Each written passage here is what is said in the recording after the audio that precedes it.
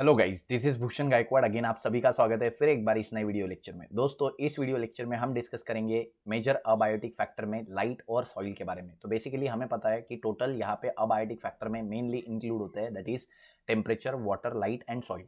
Last video lecture में हमने temperature और वाटर के बारे में डिटेल में डिस्कशन किया है। अगर आपने वो वीडियो नहीं देखा है तो प्लीज़ जाइए, पहले वो वीडियो देखिए, उसके बाद आप इस वीडियो को देखिए, तो आपको ये लेक्चर ज़्यादा और अच्छे से समझ में आएगा। ठीक है, तो हम यहाँ पे बात करने वाले हैं कि लाइट जो है वो किस तरीके से एक अबायोटिक फैक्टर जो कि बहुत ज़्यादा इंपॉर्टेंट होता है इकोसिस्टम को बिल्ड करने के लिए। ठीक है, इकोसिस्टम में लाइट का क्या इंपॉर्टेंट रोल होता है। तो हमें पता है लाइट सारे प्लांट के लिए, फोटोसिंथेसिस के लिए लाइट बहुत ज़्यादा नेसेसरी है। जितनी भी एनर्जी आज अर्थ पे फ्लो हो रही है, जितनी भी एनर्जी एक एनिमल से दूसरे एनिमल में जा रही है, उसका प्राइमरी सोर्स लाइट है। ठीक है, तो सबसे पहले लाइट जो है वो सनलाइट यानी सन से लिया जाता है प्लांट के जरिए। फोटोसिंथेसिस के जरिए लाइट को एनर्जी में कन्वर्ट किया जाता है, फूड प्रोड्यूस किया जाता है जैसे ग्लूकोज। ठीक है, फिर इन फूड को एनिमल कंज्यूम करते हैं जैसे काऊ, बफेलो, हम ह्यूमन बींग्स भी। ठीक है, और फिर यही फूड एक एनिमल से दूसरे एनिमल में ट्रांसफर होते जाता है, एनर्जी ट्रांसफर होते जाती है। ठीक है, इस तरीके से अर्थ पे लाइफ जो है वो एग्जिस्ट करती है। ठीक है, तो लाइट एक one of the most important factor होता है, क्योंकि लाइफ को रेगुलेट करनी है तो लाइट चाहिए ही चाहिए। ठीक है, तो प्लांट जो है वो लाइट को यूज करते हैं फॉर फोटोसिंथेसिस, हम बोलते हैं। ठीक है, which is the only source of energy for entire ecosystem. जैसे हमने बोला, पूरे एंटायर इकोसिस्टम में एनर्जी का एकलौता सोर्स, ठीक है, मेनली फोटोसिंथेसिस है, जहां से सारी एनर्जी पूरे नेचर में फ्लो कर रही है। ठीक है, हमारे बॉडी में, आपके बॉडी में आज जितनी भी एनर्जी है वो सभी कुछ कहीं ना कहीं लाइट से आई है। ठीक है, आपने कुछ प्लांट्स खाए होंगे या आपने मेन मान लीजिए कुछ नॉन वेज फूड खाया होगा या वेज फूड खाया होगा, जो भी। तो अगर वेज फूड खाया होगा तो जो प्लांट्स आपने खाए, वो प्लांट्स ने जो फूड बनाया, ग्लूकोज बनाया, वो किससे बनाया? लाइट एनर्जी से। जो एनिमल्स आपने खाए, उन एनिमल्स ने क्या खाना खाया? प्लांट ही तो खाया होगा अल्टीमेटली। ठीक है, तो प्लांट से ही, प्लांट ने अगेन एनर्जी कहाँ से बनाई होगी? लाइट से ही बनाई होगी। ठीक है, तो इस तरीके से एनर्जी पूरे इकोसिस्टम में जो आज फ्लो कर रही है वो लाइट के कारण फ्लो कर रही है। ठीक है, तो हम बोल रहे हैं प्लांट जो है लाइट को यूज करता है फोटोसिंथेसिस के लिए, और ये एकलौता सोर्स होता है एनर्जी का पूरे इकोसिस्टम में। दूसरा, photosynthesis can occur only in presence of sunlight. देखो, हमने बोला फोटोसिंथेसिस कभी भी सनलाइट के प्रेजेंस में ही होगा। ठीक है, many species of small plant like herbs and shrubs, कुछ छोटे छोटे प्लांट्स होते हैं जैसे हर्ब, श्रब, झुड़ुप जिसको हम बोलते हैं छोटे मोटे। तो ये जो छोटे मोटे प्लांट्स होते हैं, ये जनरली हम देखते हैं शेडेड एरिया में ग्रो होते हैं, शेडेड एरिया जहाँ पे ज़्यादा लाइट नहीं होती। तो ऐसे में ये कुछ अडेप्टेशन कर लेते हैं जिनके वजह से ये फोटोसिंथेसिस कर पाते हैं even in the low intensity of light. ठीक है, तो यहाँ पे बोला है many species of small plant like herbs and shrub growing on the forest floor are adapted to perform photosynthesis optimally under very low light condition। ठीक है, तो इन्होंने खुद को अडेप्ट किया है to perform the photosynthesis under very low light condition, because they are constantly overshadowed by the tall trees. तो जो जंगल में बड़े बड़े पेड़ होते हैं, ये इनको क्या कर देते हैं? छुपा देते हैं। ठीक है, तो बड़े बड़े पेड़ सारी लाइट ले लेते हैं ऊपर से, और नीचे पूरी छाव होती है। ठीक है, तो ऐसे छाव में, शेडेड एरिया में भी फोटोसिंथेसिस करवाने के लिए इनमें स्पेशल टाइप के अडेप्टेशंस होते हैं। मतलब इनके बॉडी, उनके जो मिजोफिल सेल्स होते हैं उनमें बहुत ज़्यादा क्लोरोप्लास्ट होता है, जिससे वो लो इंटेंसिटी ऑफ लाइट को कैप्चर करके फोटोसिंथेसिस कर पाते हैं। ठीक है, नेक्स्ट हम देखते हैं। देखो, लाइट फोटोसिंथेसिस के लिए इंपॉर्टेंट है। ठीक है, हमने बोला फोटोसिंथेसिस तो सभी प्लांट लाइट लेके फोटोसिंथेसिस कर लेते हैं, बट क्या प्लांट, उन प्लांट के बारे में क्या जो शेडेड एरिया में ग्रो होते हैं? आपके घर में भी आप घर के अंदर प्लांट रखते हो, बट उसमें भी फोटोसिंथेसिस होता है, तो वहाँ पे तो लाइट नहीं है। तो वो लाइट की जो छोटी मोटी इंटेंसिटी है उसके बेसिस पे वो फोटोसिंथेसिस करता है। ठीक है, नेक्स्ट हम बात करते हैं कि एनिमल्स में लाइट का क्या रोल होता है। देखो, एनिमल्स में भी लाइट का बहुत इंपॉर्टेंट रोल होता है। कुछ एनिमल डायूर्नल होते हैं। डायूर्नल का मतलब जो दिन में अपना खाना ढूंढने के लिए निकलते हैं। कुछ एनिमल नॉक्चुर्नल होते हैं। नॉक्चुर्नल यानी वो रात में अपना फूड डिस्कवर करने के लिए निकलते हैं। ठीक है, फूड को लेने के लिए, फोरेजिंग के लिए, चरने के लिए निकलते हैं बाहर। ठीक है, तो इसी के लिए हम बोलते हैं कि एनिमल में भी लाइट का बहुत इंपॉर्टेंट रोल है। ठीक है, लाइट के बेसिस पे एनिमल अपनी लाइफ साइकिल को कैरी आउट करता है। ठीक है, तो यहाँ पे बोला है for animal too, diurnal and seasonal variation of light intensity and duration photoperiod are clues for timing for their foraging यानी उनके चारा खाने का या उनके फूड कंज्यूम करने का जो टाइमिंग होता है वो किस पे डिपेंड करता है? लाइट पे डिपेंड करता है। कुछ एनिमल डायूर्नल दिन में निकलते हैं, कुछ रात में निकलते हैं। कुछ सीजन वाइज अपना जो फूड जो है वो कंज्यूम करते हैं, कुछ में सीजनल वेरिएशन आता है लाइट के कारण। ठीक है, नेक्स्ट हम बोलते हैं फोरेजिंग यानी खाने के लिए वो लाइट पे डिपेंडेंट होते हैं। कुछ जो है वो रिप्रोडक्टिव एंड माइग्रेटरी एक्टिविटीज के लिए लाइट पे डिपेंडेंट होते हैं, जैसे बर्ड्स। बर्ड्स अपना माइग्रेशन जो है वो विंटर या समर अलग अलग सीजन में अलग अलग तरीके से माइग्रेशन करती है depending on the intensity of light. Reproduction, बहुत सारे एनिमल हम देखते हैं एक पर्टिकुलर पीरियड में रिप्रोडक्शन करते हैं, पर्टिकुलर पीरियड यानी पर्टिकुलर लाइट इंटेंसिटी में रिप्रोडक्शन शो करते हैं, ठीक है।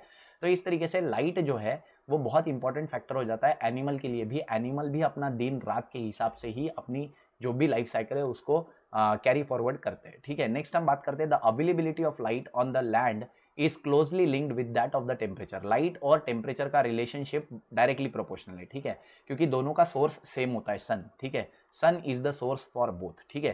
तो हमने बोला लाइट और टेम्परेचर, जो लैंड पे लाइट है और टेम्परेचर है वो दोनों एक दूसरे के साथ इंटर रिलेटेड है, क्योंकि दोनों का ही सोर्स जो है वो सन है। और सन मतलब यहाँ पे हम बोलेंगे light is directly proportional to temperature, जितनी ज़्यादा लाइट इंटेंसिटी उतना ज़्यादा टेम्परेचर, ठीक है।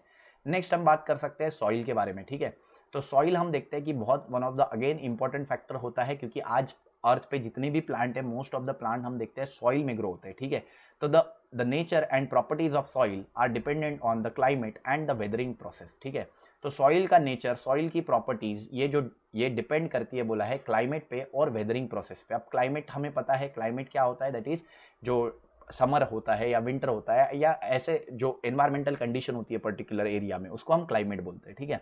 अब वेदरिंग प्रोसेस का मतलब क्या, जब सॉइल फॉर्म होता है या जब दुनिया बनी थी, सबसे पहले दुनिया जब बनी, सबसे पहले अर्थ का ओरिजिन हुआ, ठीक है, उस टाइम पे धीरे धीरे अर्थ पे लाइफ आने लगी। तो उस टाइम पे सबसे पहले अर्थ पे सॉइल थी ही नहीं, अर्थ पे सिर्फ और सिर्फ पत्थर थे।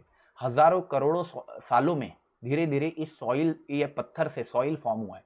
तो जब पत्थर ब्रेक होता है, ठीक है, पत्थर की ऊपर की लेयर धीरे धीरे ब्रेक होती है। ये क्यों होती है, बारिश आती है, तूफान आता है, हवा आती है, उसके वजह से पत्थर की ऊपरी लेयर धीरे धीरे निकलती है और वो सॉइल फॉर्म करती है, ठीक है।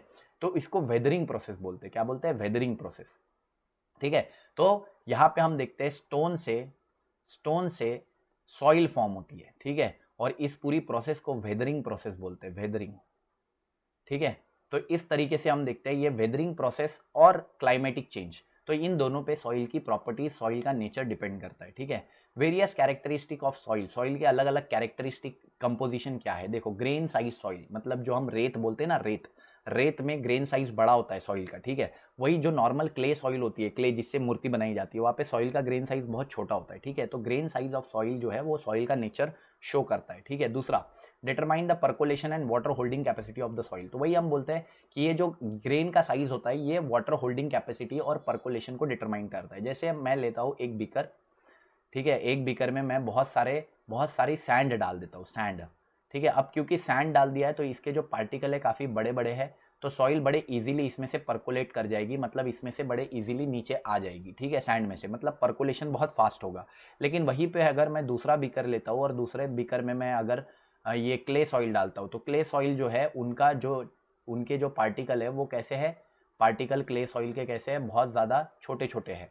तो क्ले सॉइल के पार्टिकल क्योंकि छोटे छोटे हैं, तो ऐसे में हम देखेंगे कि जब मैं पानी यहाँ से पास करूँगा तो वाटर जो है वो होल्ड हो जाएगा सॉइल के ज़रिए, तो वाटर ये नीचे नहीं आ पाएगा, पानी नीचे नहीं आ पाएगा, ठीक है। तो वाटर होल्डिंग कैपेसिटी, ठीक है, वो डिपेंड करता है ग्रेन साइज पे। तो यहाँ पे वही बोला है कि characteristics of soil such as grain size determine करता है कि परकोलेशन कितना होगा, कितने अमाउंट में पानी बहुत जल्दी ज़मीन में रिसेगा, और दूसरा वाटर होल्डिंग कैपेसिटी उसकी कितनी होगी, ठीक है।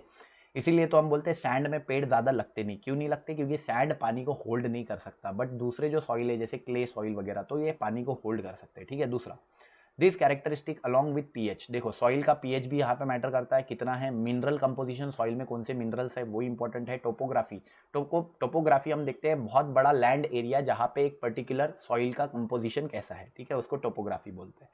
Determine the vegetation of area, तो ये सारी चीज़ें देखो, पीएच के बाद मिनरल कंपोजिशन, टोपोग्राफी मतलब एक बड़ा सा एरिया जिसमें किस किस अलग अलग टाइप का सॉइल है या एक ही टाइप का पूरा सॉइल है, तो वो टोपोग्राफी, ठीक है। तो हम बोलते हैं टोपोग्राफी, ठीक है, mineral composition, pH of soil, ये सारी चीज़ें जो है वहाँ पे वेजिटेशन को डिटरमाइन करती है, मतलब वहाँ प्लांट लगेंगे या नहीं लगेंगे, ठीक है। वेजिटेशन के साथ साथ वो हम देखते हैं dictates the type of animal, कि वहाँ पे कौन कौन से टाइप के एनिमल दिखेंगे। जैसे सैंडी सॉइल में हम देखते हैं कि कैक्टस वगैरह ग्रो हो पाते हैं, एनिमल्स रेप्टाइल्स वगैरह दिखते हैं, ठीक है। ट्रॉपिकल फॉरेस्ट में क्ले सॉइल होती है बहुत ज़्यादा, तो ऐसे में वहाँ पे बहुत बड़े बड़े पेड़, छोटे मोटे श्रब्स, ट्रीज सब कुछ होता है और वहाँ पे सारे छोटे मोटे इंसेक्ट्स होते हैं, बोरर्स होते हैं जो ज़मीन में डिगिंग करके रहते हैं, ठीक है, कुछ एर्बोरियल एनिमल्स होते हैं जैसे कि मंकीज़ वगैरह। तो इस तरीके का एनवायरनमेंट, इस तरीके के एनिमल शो होते हैं। तो हम बोल सकते हैं कि सॉइल के टाइप के बेसिस पे वहाँ पे कौन से एनिमल रहने वाले हैं, ठीक है, वो भी हम प्रिडिक्ट कर सकते हैं, कौन से प्लांट ग्रो होने वाले वो भी हम प्रिडिक्ट कर सकते हैं, ठीक है।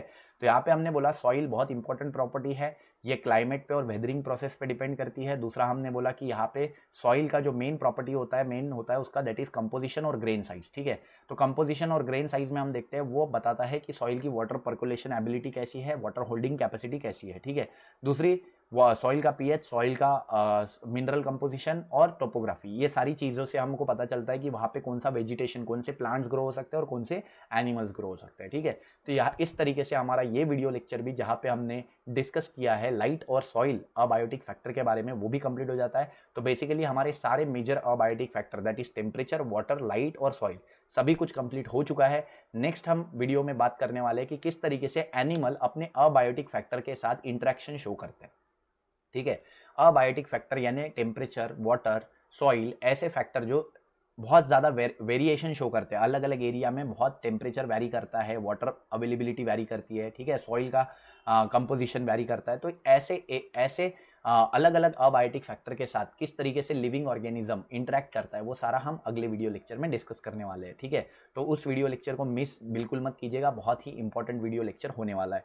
तो अगर ये वीडियो लेक्चर पसंद आया तो इसको लाइक कर दीजिए, दोस्तों के साथ शेयर कर दीजिए, चैनल पे नए होंगे तो सब्सक्राइब कर दीजिए। ऐसे हमारे वीडियोस के साथ बने रहिए, खुश रहिए, जिंदगी के मजे लेते रहिए। तब तक के लिए थैंक यू वेरी मच।